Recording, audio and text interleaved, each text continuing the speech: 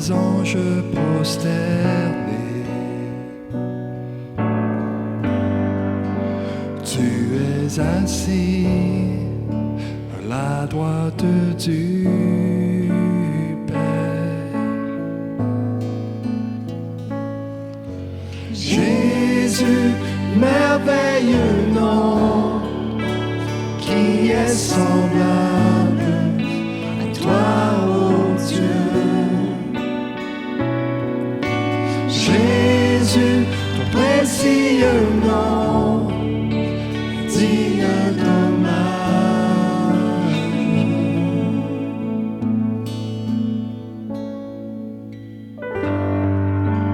Captivé par l'éclat de ta beauté, nos voix s'élèvent pour te rendre gloire.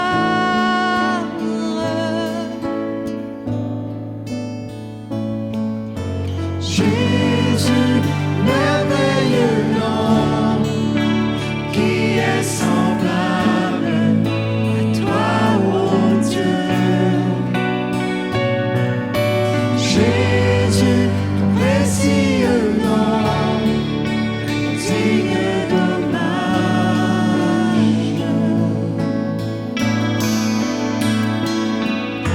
Jésus, merveilleux nom, qui est semblable à toi, ô Dieu. Jésus, ton précieux nom, digne d'hommage.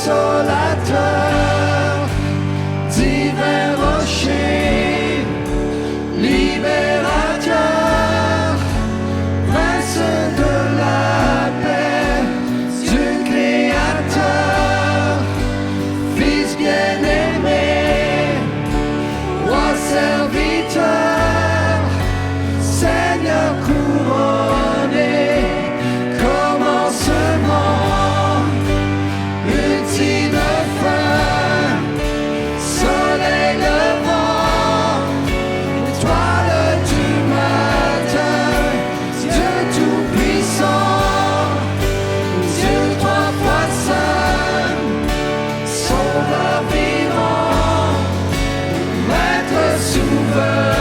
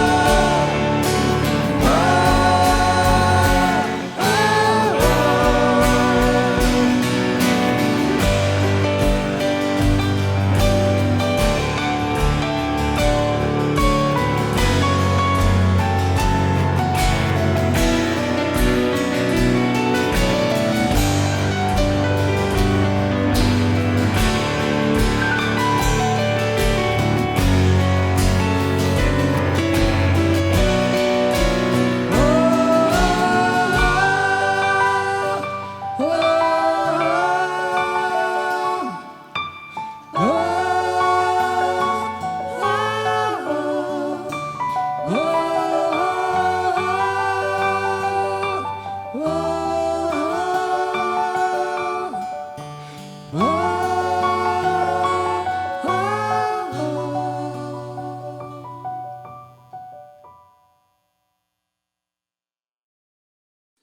Bonjour à tous.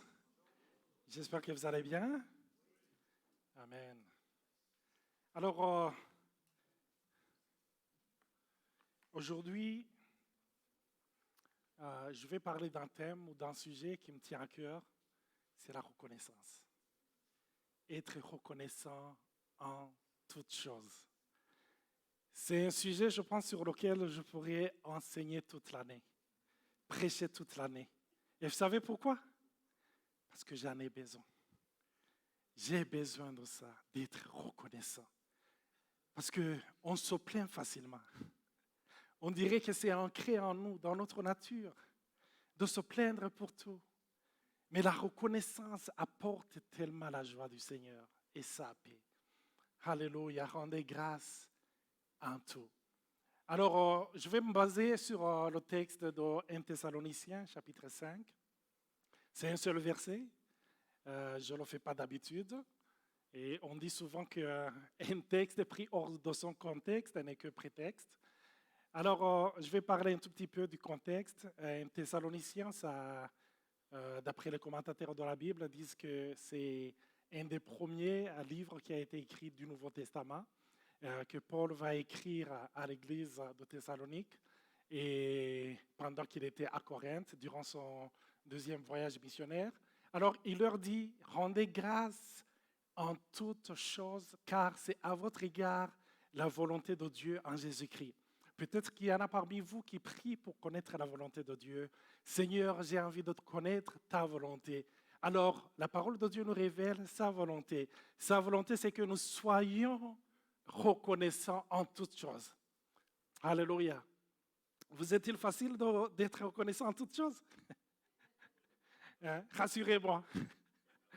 J'aimerais savoir que je suis comme vous. Ce n'est pas facile d'être reconnaissant en toutes choses. Et vous savez, quand Paul écrit cette parole, il l'écrit par l'inspiration du Saint-Esprit. Et tout ce qui vient du Saint-Esprit, c'est pour notre bien. Et quand il le dit, il ne le propose pas. C'est un ordre. C'est impératif. Rendez grâce en toutes choses. Car pour vous, c'est la volonté de Dieu en Jésus-Christ. Alléluia. Et vous savez, quand Paul écrit cet épître, l'église de Thessalonique était en train de vivre des moments difficiles, des persécutions énormes.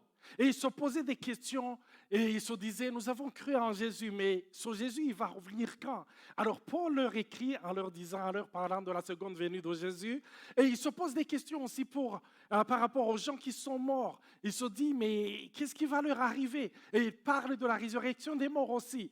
Donc il les rassure. Et durant cette fournaise, durant ces moments difficiles, il va dire quoi? Soyez reconnaissants. Il n'écrit pas aux gens qui viennent de gagner au loto. Il n'écrit pas aux gens qui viennent d'acheter beaucoup de maisons. Il n'écrit pas aux gens qui viennent de vivre un moment heureux. Non, il leur écrit alors qu'ils vivent un moment difficile. Il dit, soyez reconnaissants. Je pense que si je faisais partie de l'église de Thessalonique, j'aurais répondu à Paul. Je lui aurais dit, mais Paul, tu t'es trompé d'église. Tu ne sais pas les moments qu'on est en train de vivre. C'est difficile pour nous. Mais il dit non, c'est ça la volonté de Dieu pour vous. Parce que tout ce qui est volonté de Dieu renferme sa protection, renferme sa présence, renferme sa royauté. Alléluia. Soyez reconnaissants en toutes choses. Il y a une citation que j'ai aimée. La vie t'a offert 86 400 secondes aujourd'hui. En as-tu utilisé une seule pour dire merci? Peut-être pour être en accord avec cette citation, disons merci. Merci. Alors, William Arthur Ward, on a dit merci. Il faut que ça provienne de notre cœur. Alléluia. Rendez grâce. Et ce mot, rendez grâce, c'est un mot grec. J'ai essayé de voir la prononciation. Apparemment, c'est Eucharisto, pour ceux qui connaissent le grec mieux que moi. Ce mot veut dire à la racine du mot charis, qui signifie grâce. La grâce. Il est aussi dérivé d'un autre mot, chara, qui signifie la joie. Mais il faut savoir que la gratitude peut transformer votre routine en jour de fête. Alléluia. Quand on est reconnaissant, notre vie commence à changer. Vous savez, le problème, ce n'est pas tellement ce qui nous arrive. Le problème, c'est la manière de concevoir ce qui nous arrive. Alléluia. Donc, être reconnaissant ou rendre grâce, c'est être conscient que tout ce que nous avons vient de la grâce de Dieu. Tout ce que je possède, tout ce que je suis, vient de la grâce de Dieu. Alléluia. La parole de Dieu va nous dire, j'aime ce verset, 1 Corinthiens chapitre 4, verset 7, « Car qui est-ce qui te distingue? Qu'as-tu que tu n'aies reçu?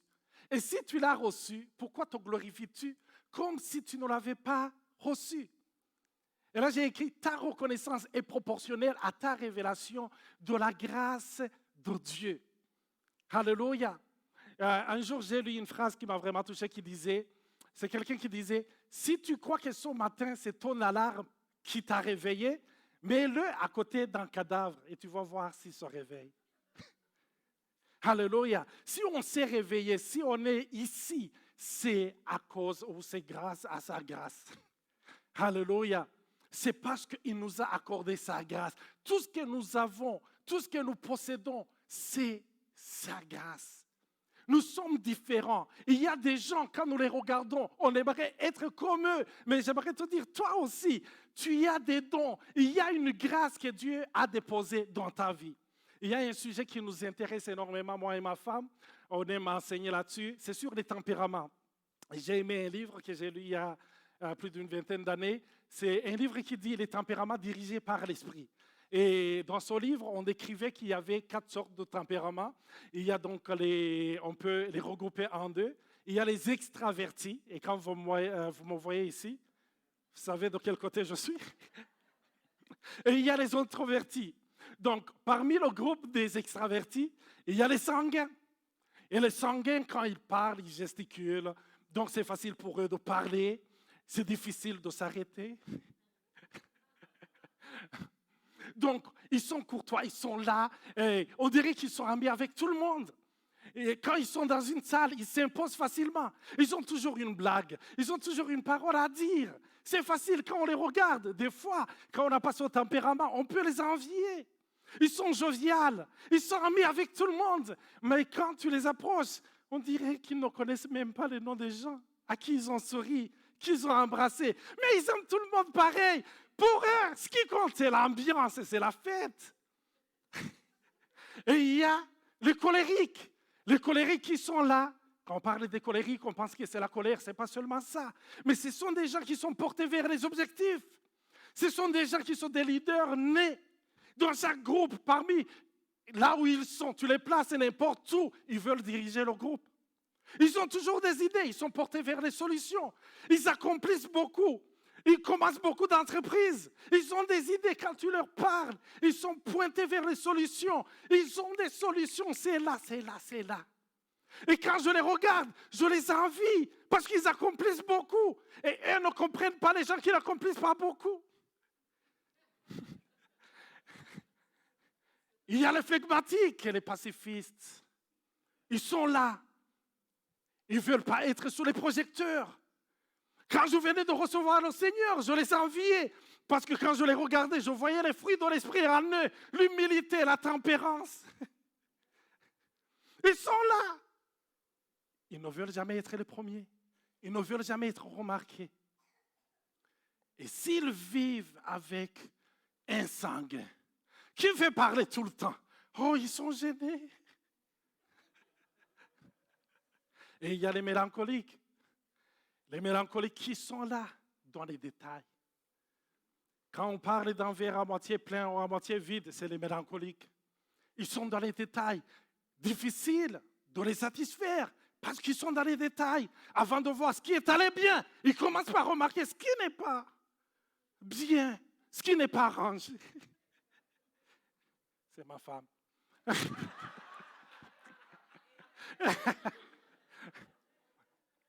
C'est un grand don parce que ce sont des perfectionnistes. C'est pour cela que souvent, ils sont dans la procrastination. Pourquoi? Ils aiment faire les choses bien et bien les faire, et les présenter bien. Pourquoi les présenter aujourd'hui alors qu'on n'a pas encore atteint la perfection? Je vais les présenter demain. Au moins, j'aurai atteint la perfection. c'est ce que le Seigneur nous a donné en tant que corps. Et le Seigneur ne t'a pas tout donné parce qu'il a placé une partie en toi et une autre dans ton frère pour que tu saches que tu as besoin de lui, tu as besoin d'elle. Tu ne te suffis pas. Et tout ce que tu as, c'est une grâce. Ce qui était facile, non mais pas facile. Mais ce qui était difficile, peut-être bien facile. C'est pour cela que j'ai besoin de toi. Et c'est pour cela que tu as besoin de moi. Qu'est-ce que tu as que tu n'as reçu? Et si tu l'as reçu, pourquoi tu te comportes comme si tu ne l'avais pas reçu? Vous savez la raison pour laquelle je suis ici devant vous? C'est parce que je suis habillé.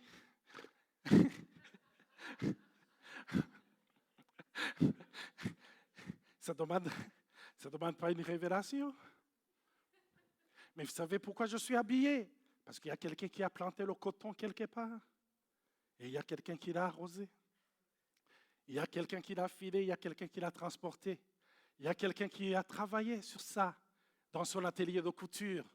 Il y a quelqu'un qui l'a amené dans le magasin, il y a quelqu'un qui l'a vendu. Il y a quelqu'un qui m'a payé l'argent pour que je puisse l'acheter.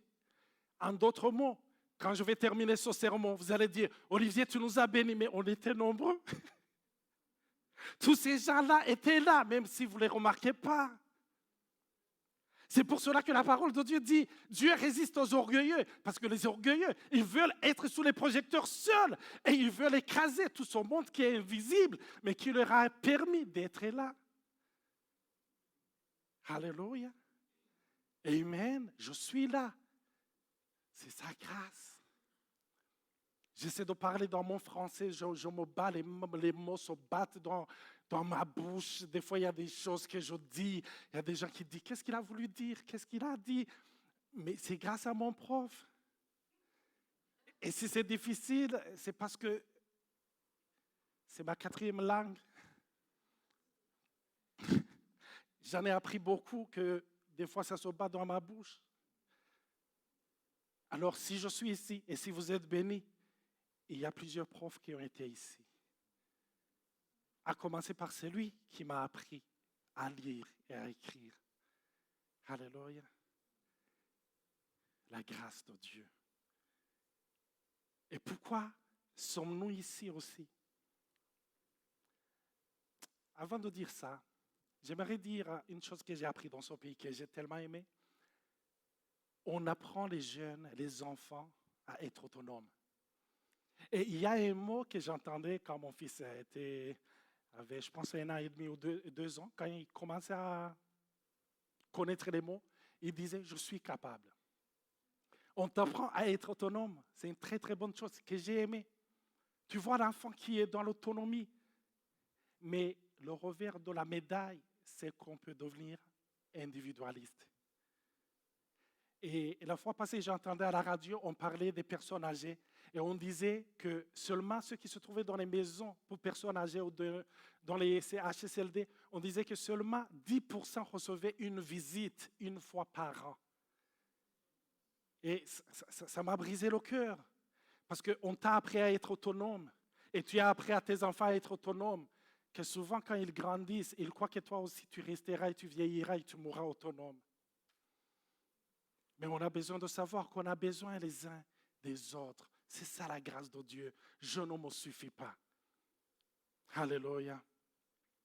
Et quand on parle de ce mot, du fait de rendre grâce, la parole de Dieu qui me touche, qui me vient à l'esprit, c'est les 10 Samaritains lépreux qui ont été guéris par Dieu.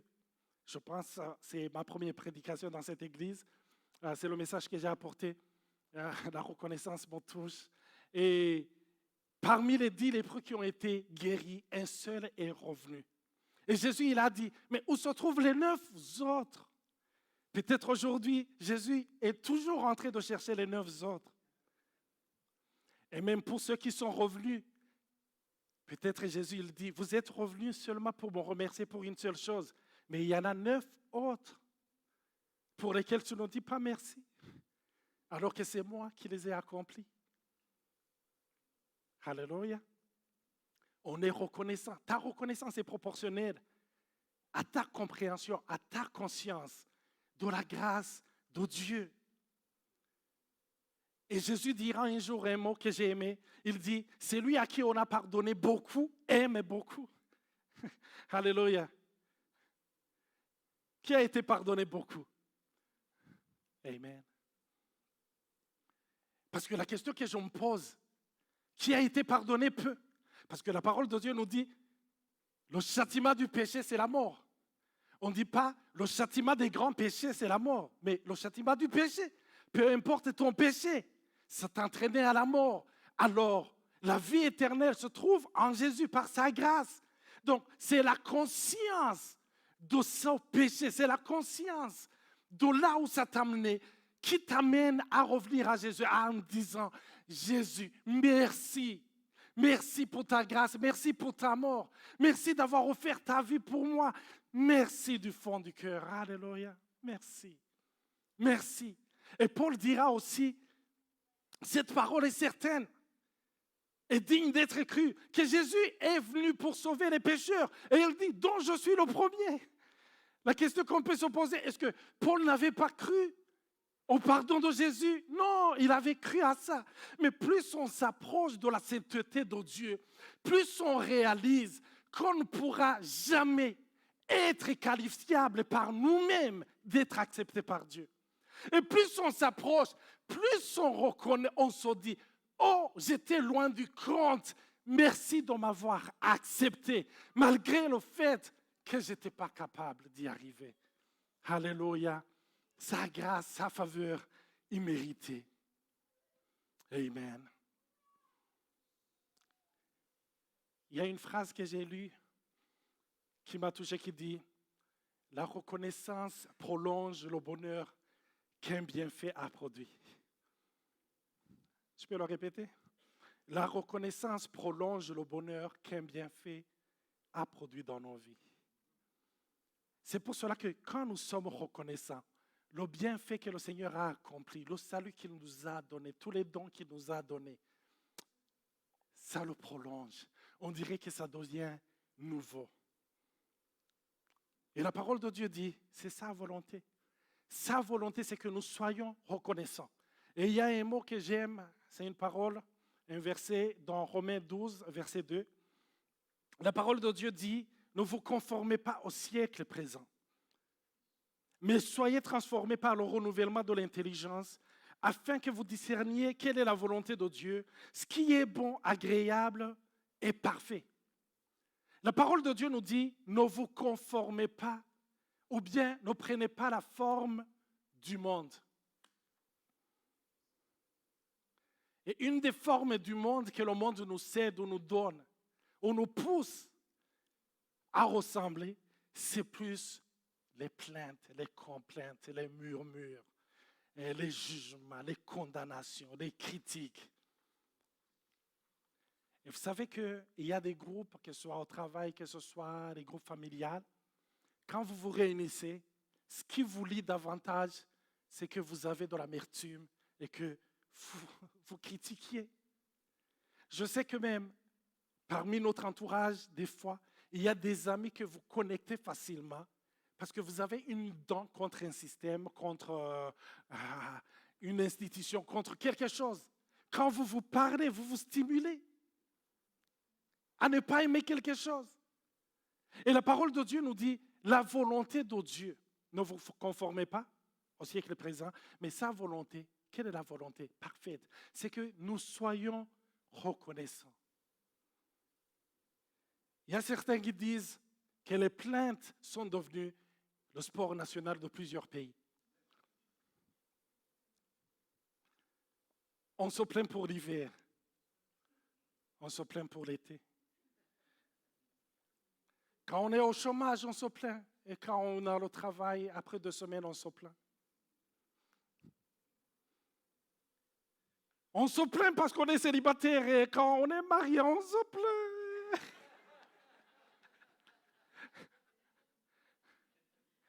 Avant, malheureusement, je n'ai pas pensé à ça. J'aurais pu amener mon portrait ou ma photo quand j'avais une vingtaine d'années. J'avais, je pense, 61 kilos. C'était trop maigre. Mais ça me complexait énormément. Je me rappelle qu'on allait dans des veillées de prière. Les gens priaient pour le réveil. Mais moi, je priais pour 5 kilos de plus. Je disais, toutes ces zones, toute cette région, Seigneur, manifeste-toi, touche les gens. Et moi, je disais, rappelle-toi de moi, 5 kilos, ça me suffit. Mais aujourd'hui, 5 kilos de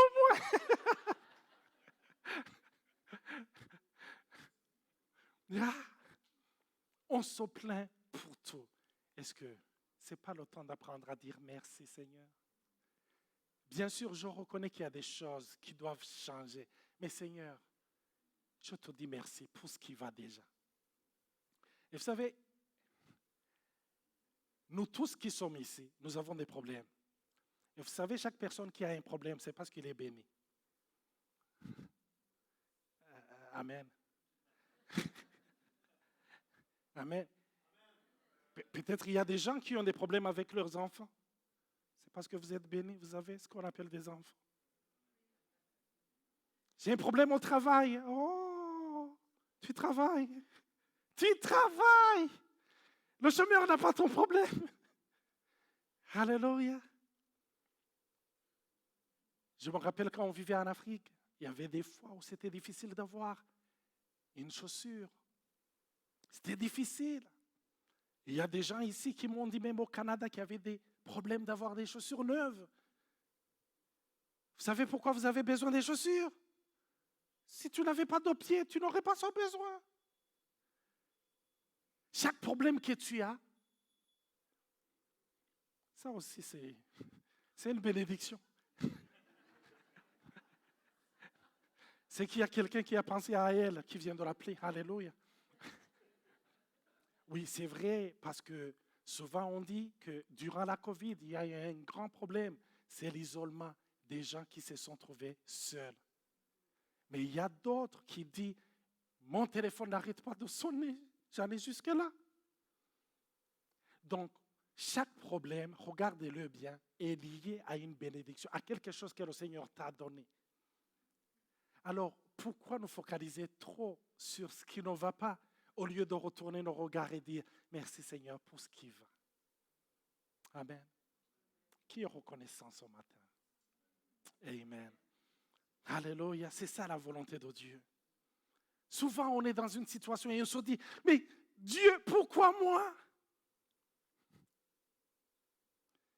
Peut-être si on pouvait écouter Dieu, il te dirait, qui veux-tu proposer à ta place?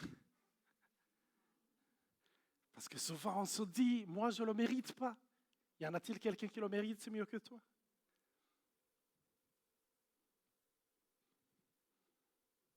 Tout est grâce. Et souvent, pourquoi on n'accepte pas facilement qu'on passe à travers les problèmes? C'est parce qu'on sait qu'on n'a pas été créé pour ça. Au fin fond de nous, on sait que le monde pour lequel Dieu nous avait créé, c'était un monde parfait. Et c'est pour cela qu'on est confus quand on voit les problèmes. On se dit, mais il y a et ça ne va pas. On le sait au fond de nous. Mais sa volonté, c'est que nous soyons, même dans ces problèmes, au milieu, il dit, soyez reconnaissants. Et c'est ce qui s'est passé dans la vie de Paul et Silas. Quand ils étaient en prison, ils ont été bastonnés, frappés, le sang coulait, mais ils étaient là enchaînés. Mais ils se sont dit, j'aimerais quand je vais au ciel demander à Paul, avant de commencer à louer, à proclamer les merveilles du Seigneur, qu'est-ce que vous vous êtes dit avant? Qu'est-ce que vous vous êtes dit avant? Pour être encouragé. Pour être encouragé. Parce que si j'avais cette parole qui se sont dit, peut-être que je pourrais l'amener pour tous ces gens-là qui souffrent, à commencer par moi, pour dire merci, merci d'encore reconnaissant. Ils étaient là. Ils n'ont pas regardé ce qui n'allait pas, mais ils ont commencé à louer le Seigneur et à le remercier. Et la parole de Dieu nous dit, Dieu s'est manifesté. La raison pour laquelle Dieu veut que nous soyons reconnaissants, c'est parce qu'il sait que tu vis des moments difficiles. Mais à travers la reconnaissance, ça devient comme une piste d'atterrissage, là où Dieu vient et il te prend dans ses bras, il te remplit de sa paix. Alléluia. En toutes choses, quand on est reconnaissant, c'est parce qu'on a la confiance à l'omniscience de Dieu et à l'omnipotence de Dieu. Vous savez, tout n'est pas bon. Mais la parole de Dieu dit, tout concourt au bien de ceux qui aiment Dieu. Amen. Tout n'est pas bon. Le tout n'est pas bon ne fait pas partie de ce verset. C'est un petit truc que j'ai ajouté. Mais toutes choses concourent au bien de ceux qui aiment Dieu. Et la parole de Dieu nous dit dans Jacques 1, versets 2 et 3, « Mes frères, regardez comme un sujet de joie complète les diverses épreuves auxquelles vous pouvez être exposés. » Et les personnes qui écrivaient ces lettres, c'était des gens qui vivaient des moments difficiles, des persécutions. Un jour, Paul détaille les persécutions qu'il a vécues. Et on se dit, comment a-t-il tenu bon? C'est parce que sa grâce a été suffisante pour lui. Et sa grâce est toujours présente pour nous aussi. Alléluia. Sachant que l'épreuve de votre foi produit la patience. La raison pour laquelle le Seigneur nous interpelle ou nous pousse à être reconnaissants, c'est parce que ce que tu vis aujourd'hui est en train de produire quelque chose. Tu n'en es pas conscient, mais il y a quelque chose que le Seigneur est en train de produire. Il y a des gens parmi nous, si nous regardons en arrière et que nous nous souvenons des moments difficiles que nous avons vécus, il y en a qui disent, merci Seigneur d'avoir permis que je passe à travers ces moments. Parce que c'est à travers ces moments, j'ai tellement aimé Stéphane ton message, sur les murs de la vie. Il nous a tellement parlé et ce que le Seigneur a vraiment, allez-y, regardez cette prédication, ça m'a tellement touché. Hein? Les murs de notre vie qui viennent là, qui nous secouent, on se cogne dessus, mais on apprend quelque chose. Le Seigneur nous parle, on devient intime avec lui, nous le connaissons. Et il y a une parole que j'ai écoutée qui m'a vraiment touché un jour. C'est quelqu'un qui disait, quand on est joyeux,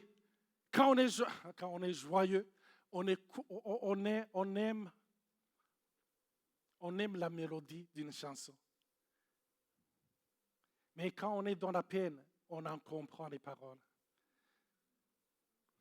Alléluia. C'est à travers ces moments difficiles qu'on commence à comprendre. Des fois, on ne comprend pas sur le moment. Mais quand on fait confiance au Seigneur, je me rappelle, il y a une semaine ou 2 semaines, je roulais vite, il y avait une voiture qui m'a bloqué, qui était devant. Je voulais klaxonner, je voulais dire, hé, laisse-moi, je suis en retard, je vais au boulot. Mais il ne voulait pas se tasser. Vous savez les pensées qui montent dans la tête, hein? Dans ces moments-là. Ce n'est pas, Seigneur, bénis-le. Non. Et souvent, c'est dans ces moments-là que je dis, Seigneur, merci de ne pas m'avoir fait Dieu. Sinon, alors là, dans mon impatience, je commence à dire, Seigneur, merci. Même si je ne sais pas pourquoi, merci. Et là, après quelques minutes, il se tasse. Et quand il se tasse, à ce moment, à côté, juste à côté, je voyais un policier avec un radar. Et là, je retournais, mais que le Seigneur te bénisse, mon frère. Freine notre voiture. Nous ne comprenons pas sur le moment, mais il y a une raison. Une raison pour cette chose qui te chagrine aujourd'hui. Il y a une raison. Tu n'en comprends pas le sens, mais sois reconnaissant. Dis, Seigneur, je te dis merci, même si je ne comprends pas ce qui m'arrive pour le moment. Alléluia. Amen. Amen. Soyez reconnaissants en toutes choses. Je vais aller directement sur la conclusion, mais on le voit dans la vie de Jésus. Il était reconnaissant. Eucharisto, rendre grâce, on le voit qu'il le fait devant la tombe de Lazare. Il fait tellement confiance à son papa qu'il rend grâce à son moment quand c'est difficile. Il rend grâce. Et l'autre fois qu'on utilise ce même mot, c'est quand il y avait 5000 hommes, sans compter les femmes et les enfants, et qu'il y avait pénurie de pain et de poissons. Il a rendu grâce dans cette crise-là. Et le Seigneur a multiplié. Dieu a multiplié. C'est dans des moments difficiles que le Seigneur nous apprend à dire merci. Il y a la reconnaissance verticale quand nous disons merci à Dieu. J'aimerais appeler le groupe musical pour terminer. Il y a la reconnaissance verticale quand nous disons merci Seigneur, merci, merci du fond du cœur, merci. Alléluia. merci. C'est quand tu as compris, je ne suis et ne peux rien sans ta grâce, Seigneur. Je ne peux rien sans ta grâce. Mais il y a aussi la reconnaissance horizontale envers nos frères et nos sœurs. Quand nous disons merci. Quand j'entre ici à l'église, même si ce n'est pas écrit sur mon visage, j'aimerais vous dire qu'il y a un message qui est écrit. Et si le Seigneur t'accorde les yeux spirituels, tu le verras. Ce message dit, j'ai besoin de toi. Mais en bas de ce message, il y a un autre message que tu ne vois pas, qui dit, toi aussi tu as besoin de moi. Alléluia. Apprends à dire merci aux gens qui t'entourent. La fois passée, je suis passé au Costco et j'ai eu une pensée. Et je me suis dit, chaque fois que je ne suis pas content par rapport au service qu'on m'offre, j'ai tendance à vouloir parler au superviseur. Je vais parler de ce qui ne va pas, dans ma frustration. Et là, je sens comme le Seigneur me dit, mais ça fait plus de 2 ans, 3 ans que tu viens ici. Tu n'as jamais dit merci aux gens qui travaillent ici, qui te servent. Et là, je vais à la caisse. Quand je finis de payer, je dis à la dame qui est là, est-ce que je peux vous parler, madame? Elle dit, oui, mais je vois son visage se crisper. Hein? Et elle attend que je lui fasse une remarque. Et là, je dis, madame, ça fait une couple de fois que vous me servez. Vous le faites si bien, vous êtes professionnelle, souriante, vous le faites si vite. J'aimerais vous dire merci du fond du cœur. Et je vois son visage rajeunir sous mes yeux. Amen. Et là, je la vois, vous voyez, souvent au Costco, il y a 2 personnes, la personne qui emballe, qui met dans les caddies. Alors, la personne qui se trouve à la caisse va chez l'autre et l'embrasse, la touche. Je ne sais pas les mauvaises paroles qu'elle avait entendues durant toute sa journée. Mais peut-être qu'à travers cette parole, elle a été restaurée, soignée. Sur le visage de chaque personne que nous rencontrons, il est écrit, j'ai besoin de toi. Pour une bonne parole, pour m'encourager. Que le Seigneur vous bénisse.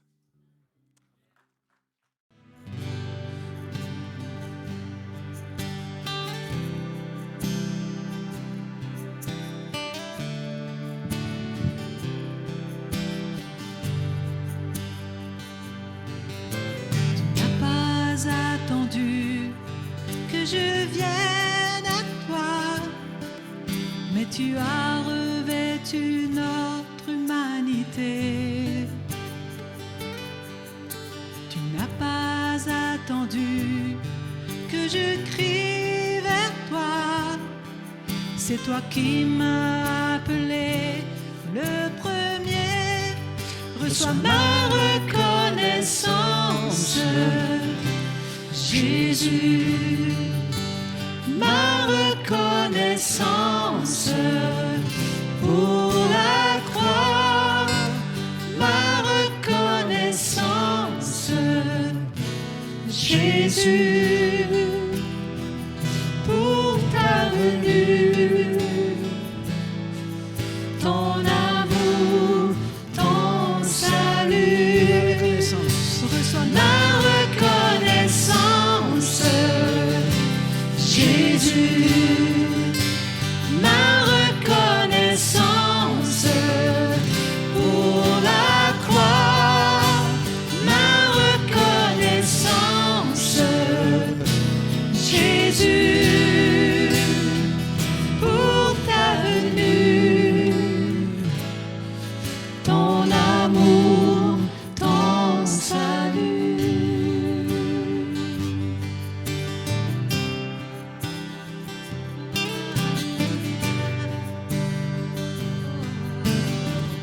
Oui, tu n'as pas attendu.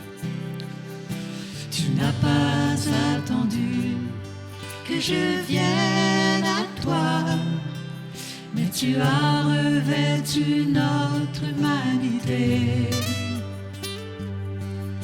Tu n'as pas attendu que je crie vers toi, C'est toi qui m'as appelé le premier.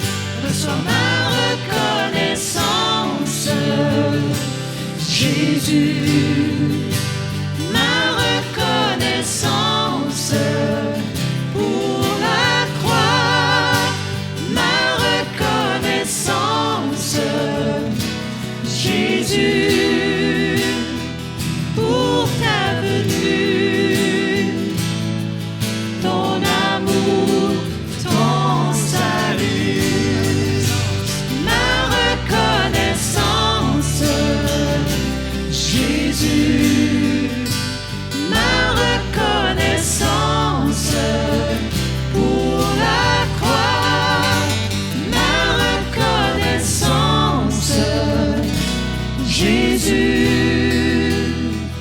pour ta venue, ton amour, ton salut, Ma reconnaissance. ma reconnaissance, Jésus, ma reconnaissance pour la croix, ma reconnaissance, Jésus.